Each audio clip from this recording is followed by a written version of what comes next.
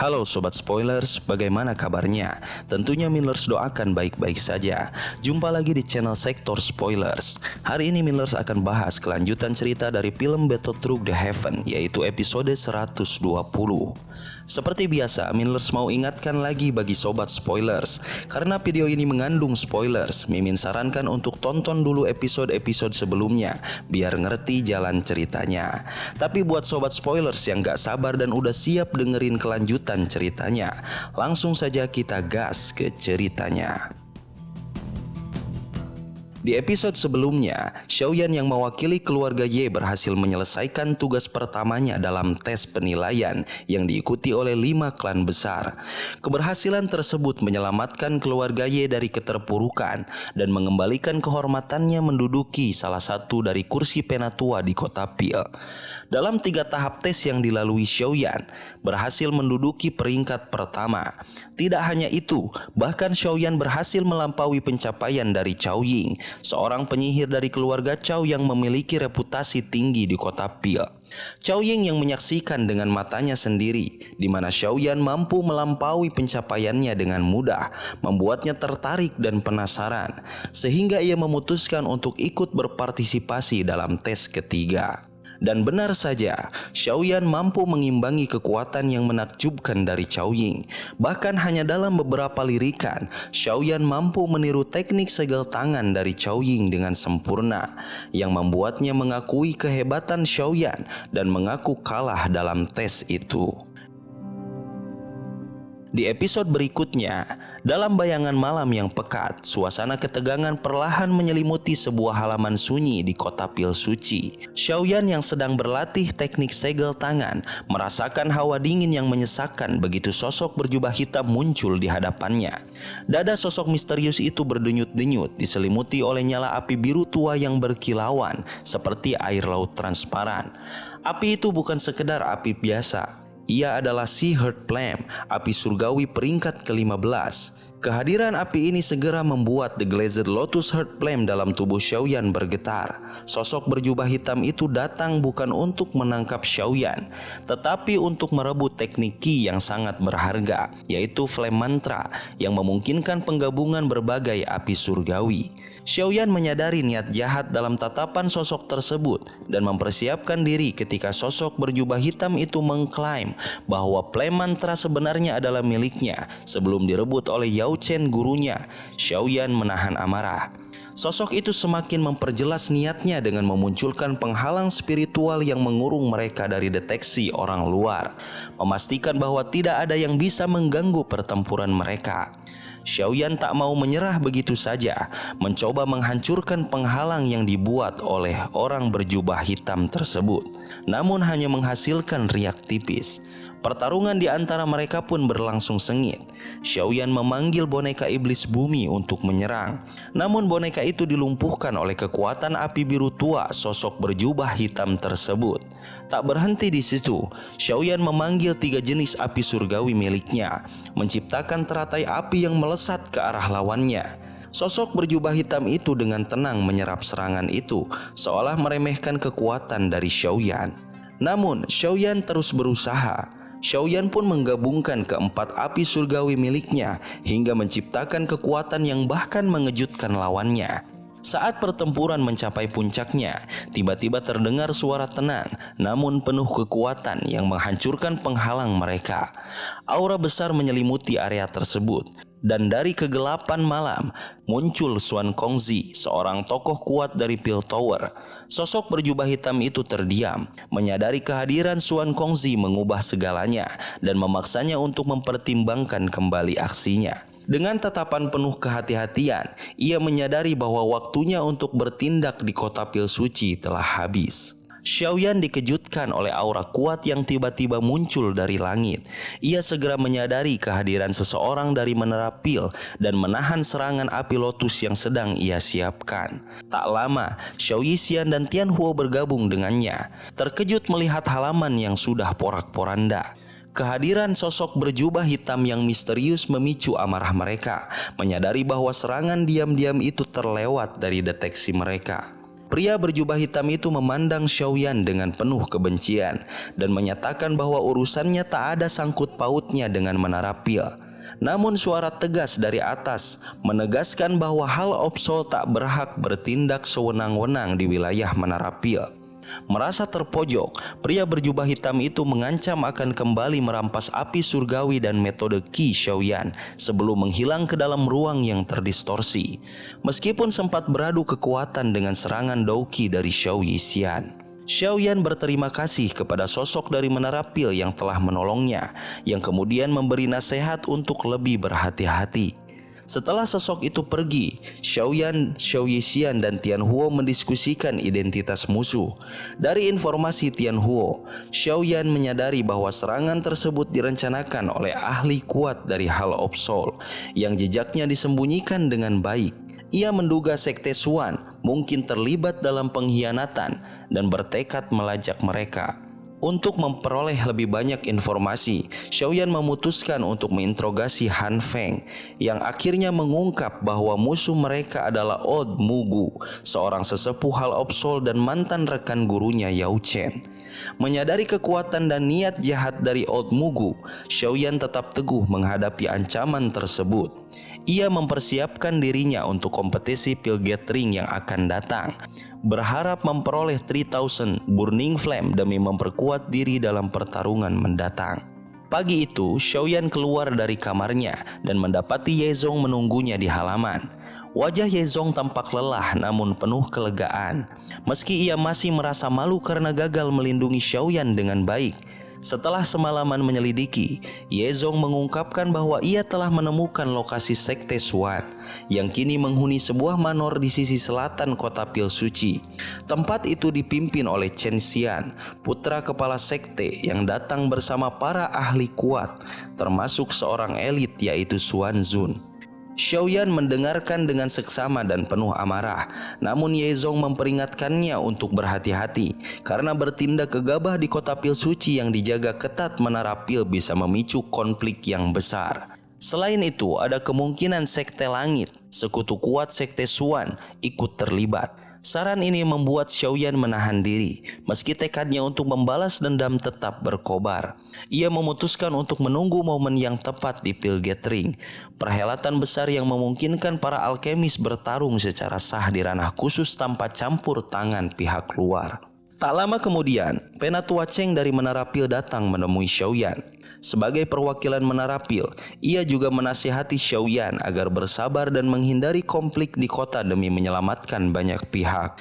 Sebagai imbalan atas pengendalian dirinya, Penatua Cheng menawarkan Xiaoyan kesempatan untuk mempelajari sidik jari spiritual, keterampilan jiwa yang sangat berguna. Menyadari betapa berharganya tawaran ini, Xiaoyan pun menerima dan bersiap untuk belajar di Menara Pil. Xiaoyan berangkat bersama Penatua Cheng menuju Menara Pil yang megah di jantung kota. Saat memasuki bangunan yang penuh ketenangan itu, Xiaoyan merasa terpesona oleh atmosfernya yang berbeda dari hiruk-pikuk kota Pil Suci. Di dalam menara, setiap orang tampak tenggelam dalam ketenangan dan keseriusan, mengingatkan Xiaoyan akan betapa besar impiannya dan panjangnya perjalanan yang masih harus ia tempuh. Di lantai atas Menara Pil, ia bertemu Xuan Kongzi, ketua asosiasi Menara Pil sekaligus rekan lama gurunya. Pertemuan ini mengesankan Xiaoyan yang merasa kagum dan hormat. Percakapan mereka meninggalkan kesan mendalam dan meneguhkan tekad Xiaoyan untuk melanjutkan jalannya. Kini dengan ketenangan hati dan kekuatan yang terus diasah di bawah bimbingan para ahli Menara Pil, ia merasa siap menghadapi segala tantangan di masa depan. Xiaoyan memandang seorang lelaki tua berpakaian putih yang berdiri membelakanginya. Lelaki tua itu memperkenalkan dirinya sebagai Xuan Kongzi, teman lama Yao Chen yang merupakan guru Xiaoyan. Di usianya yang masih muda, Xiaoyan sudah mencapai level alkemis tingkat 7, prestasi langka yang membuat Xuan Kongzi kagum. Pandangan hangat dan bijaksana Xuan Kongzi memberi Xiaoyan kenyamanan dan penghormatan yang mendalam. Dalam ruangan penuh rak buku, Xuan Kongzi memberikan nasihat kepada Xiaoyan untuk tidak memikul masalah Sekte Xuan sendirian. Kota Pil Suci sedang menghadapi ketegangan besar menjelang Pil Gathering, acara yang menarik banyak faksi. Ancaman dari Hall of Soul semakin nyata. Mereka adalah faksi yang mengumpulkan roh, termasuk roh Yao Chen. Xuan Kongzi tampak tenang saat Xiaoyan menyebut Old Mugu dari Hall of Soul, meski ia tahu bahwa Hall of Soul selalu membawa bahaya. Pembicaraan mereka terhenti ketika 3 sosok baru memasuki ruangan. Cao Ying yang mempesona, dan Chen dari klan Dan, dan Song King, seorang alkemis tingkat 7 yang sombong. Meskipun Song King bersikap ramah, Xiaoyan merasakan ketidaksukaannya, mungkin karena kedekatan Xiaoyan dengan Cao Ying. Di antara mereka, Xuan Kongzi menjelaskan bahwa mereka harus waspada karena Hall of Soul mengincar 3000 Burning Flame, nyala api kuat yang disegel di Menara Pil. Jika api ini jatuh ke tangan Hall of Soul, kekuatan mereka akan semakin besar.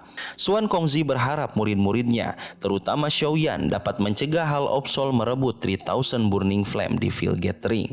Situasi semakin mendesak, dan persiapan harus dilakukan dalam waktu 7 hari. Keselamatan Menara Pil dan banyak nyawa bergantung pada mereka. Xiaoyan menyadari tanggung jawab besar yang ada di pundaknya untuk menghadapi faksi kuat ini. Sebagai tanda penghargaan, Xuan Kongzi memberikan gulungan berisi teknik jejak tangan spiritual kepada Xiaoyan, teknik yang telah lama ia inginkan. Xiaoyan menerimanya dengan penuh rasa syukur dan bahagia, menyadari kesempatan langka ini. Saat mereka berpisah, Xuan Kongzi tersenyum dan merenungkan pertaruhannya dengan Yao Chen. Siapakah yang akan menjadi juara di Pil Gathering, Xiaoyan atau Cao Ying? Setelah keluar dari aula Menara Pil, Xiaoyan menyusuri jalan setapak menuju bagian bawah menara. Langkahnya terhenti saat mendengar suara lembut di belakangnya. Ternyata itu Cao Ying yang tersenyum penuh arti padanya. Namun Xiaoyan dengan sopan menolak ajakan percakapannya, tak ingin menimbulkan ketegangan dengan Song King yang terlihat cemburu. Xiaoyan sadar bahwa menjaga jarak adalah keputusan bijak untuk menghindari persaingan yang tidak perlu. Saat berjalan menjauh, Xiaoyan merasakan pandangan tajam penuh amarah dari Song King. Tanpa memperdulikannya, Xiaoyan terus menuju tempat tinggal yang disediakan baginya di Menara Pil. Setelah sampai, ia menyapa singkat rekan-rekannya, lalu memasuki kamar untuk mempersiapkan diri menghadapi Pil Gathering. Di dalam kamar, Xiaoyan membuka gulungan abu-abu pemberian Xuan Kongzi. Ketika menempelkannya ke dahi, ia merasakan aliran energi kuat mengisi pikirannya, memberinya pengetahuan tentang teknik kuno bernama sidik jari spiritual. Xiaoyan mulai mendalami teknik tersebut, menggerakkan tangannya dengan teliti, membentuk segel-segel yang memancarkan energi spiritual. Dalam latihan intensifnya, Xiaoyan melatih gerakan ini tanpa henti, sampai ia merasakan kendali stabil atas aliran energi di tangannya. Kata-kata tak dikenal spontan keluar dari mulutnya, memancarkan getaran spiritual di ruangan. Xiaoyan merasakan kekuatannya semakin matang, menyadari betapa berharga teknik ini untuk menghadapi tantangan besar di Pil Gathering. Hari-hari berlalu tanpa terasa. Selama hampir 10 hari, suasana di kota Pil Suci kian memanas menjelang Pil Gathering yang bergengsi. Kota itu dipenuhi alkemis dari seluruh benua, sementara Menara Pil menjaga ketertiban di tengah hiruk-pikuk pengunjung. Akhirnya, sehari sebelum Pil Gathering dimulai, Xiaoyan membuka matanya dari meditasi panjang.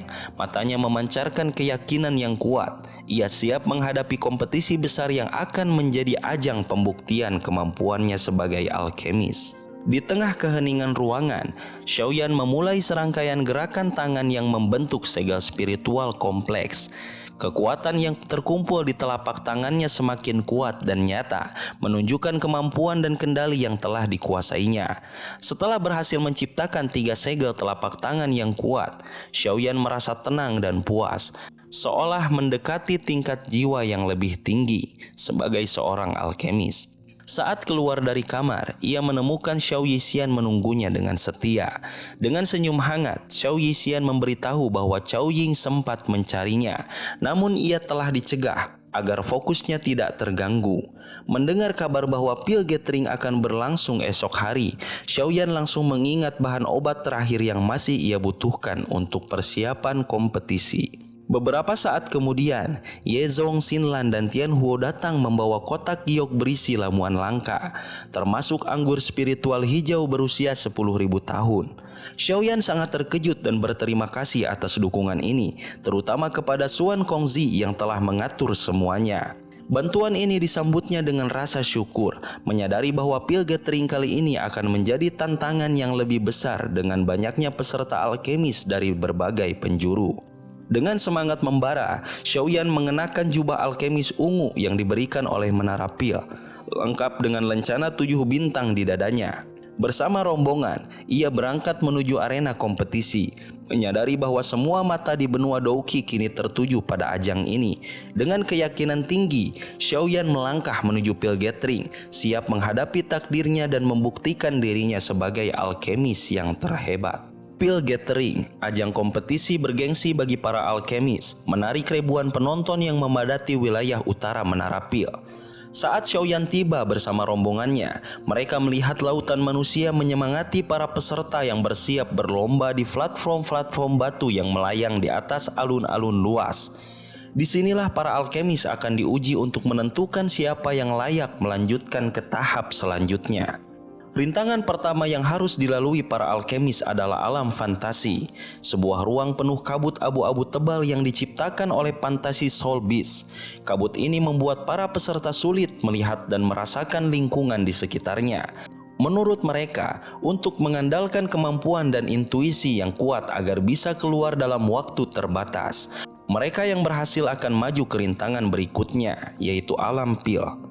Di alam pil, para alkemis ditantang mengumpulkan bahan-bahan obat langka di ruang misterius yang dibuat oleh seorang ahli menara pil.